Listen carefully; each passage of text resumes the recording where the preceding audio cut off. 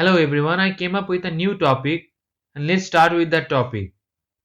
What if someone will going to lose the money or someone will going to send the money to someone else's account and someone came to know that the whose account he or she sends, then what will going to happen?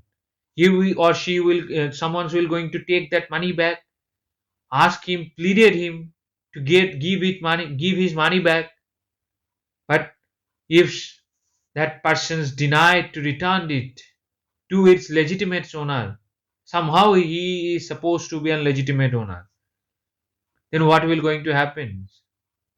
Then I only assume that what will going to happen.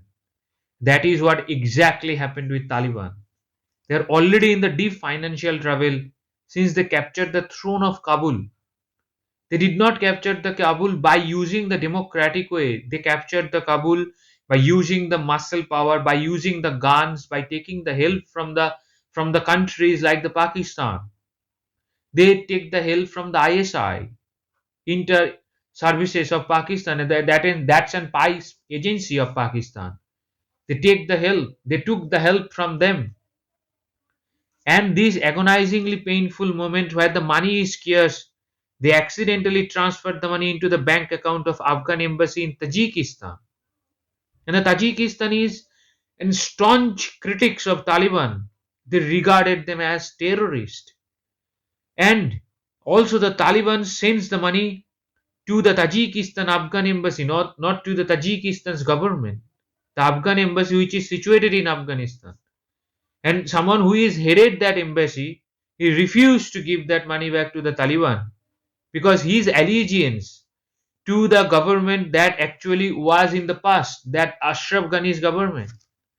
He protested against the Taliban because they captured the throne illegally. They protested against the Taliban.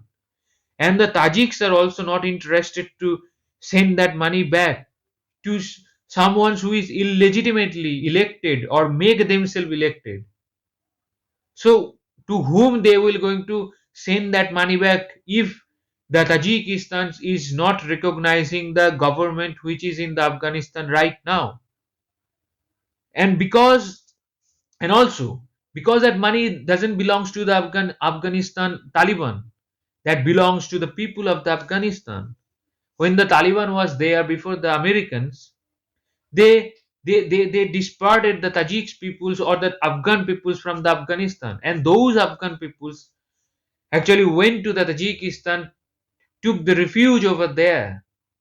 And during the Ashraf Ghani's government, the neighbors of the Afghanistan and so many countries from the world used to send the money to the Afghanistan for the people, those who were living in the Tajikistan as a refuge. And the Afghan government used to send the money to the Tajiks embassy to help those people. But when the Ashraf Ghani's government was dethroned, then what happened? That money did not come because Talibans were not interested to send the money to someone they was not supposed to recognize. So, so what happened?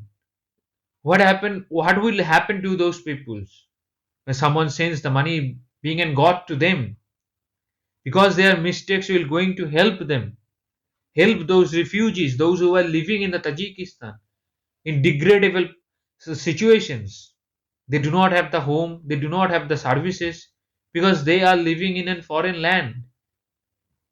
So according to the Afghan embassy, that Taliban government actually transferred the $800,000, and now the Taliban's in the catch 20 situations because they do not know what to do because the the Tajikistan Afghan embassy denied to return that money back. They will going to use that money for the Afghan people, those who are living in the Tajikistan. They will going to build the schools, they will going to build the roads, and they will going to give them the services.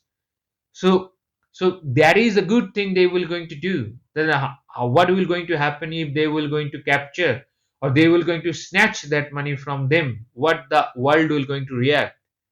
They are also in the deep problems.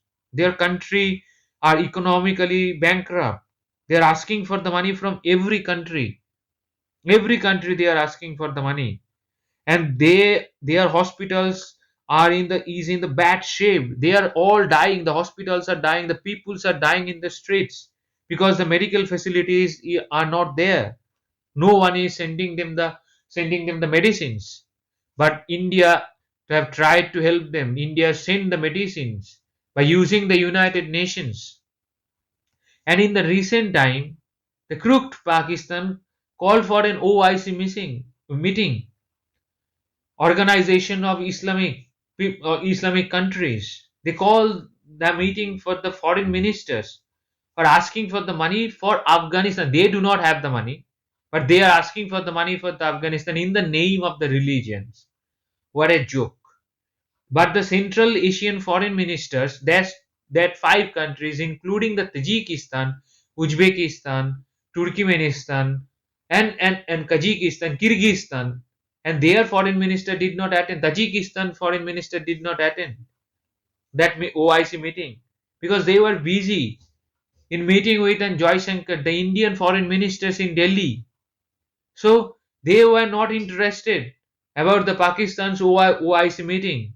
They were also here in the India to help the Afghan peoples, to help them by sending some goods.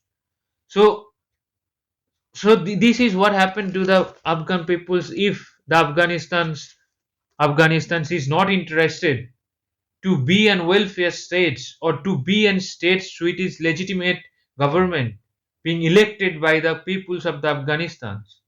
So this is what happened. This is how the things actually go round and round, but the no money comes in the way. So Taliban do not have the money. They do not have the money for the people. They do not have the money to run the government. They do not have the money to give the people some food, some medical supplies, and some basic things.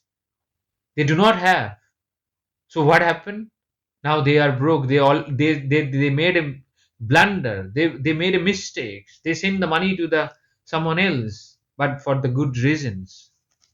So in the conclusions, I can only say that I have to draw some hard line for the Taliban and for the Afghan Taliban. Obviously, they are not the legitimate government, as I have already said. They are they are running the government on the basis of the hard religious line, and that is not being liked by the world powers, because in the today's world the education is important. Women education is also important and very very important. Work in the different sectors is very important, but what they are doing, they are banning the education for girls, and they are teaching what kind of educations. They are teaching the religious education. They are giving the students the religious educations. Then how that country will run on the sham agendas, which is called the religion cannot be taught in the schools on the basis of knowing something. If they are curtailing the women's from doing everything. They are not sending the girls to their schools. They are not helping them. They are curtailing the 50% workforce, 50% populations, combine 50% contributions on the economy by the women, and the 50% are educated bellies, those who do not know what to do. They have to bear the burden of those women, and they are ready to bear that burden because they are uneducated. So the Taliban have to forsake these kind of policies. Then the world will come to rescue them. Then the $800,000 is nothing. They will going to get in the billions if they will going to change their policies. So this is the end. Now the question is the second highest city of the Afghanistan by population. The options are the Mazar-e-Sharif, Herat, Kandahar, Jalalabad, and Ghazni. If anyone of you have any questions regarding this topic or regarding the topics I have already discussed in this channel, then you are free to ask, and free to ask through the email address I have already enlisted over here. Thank you very much.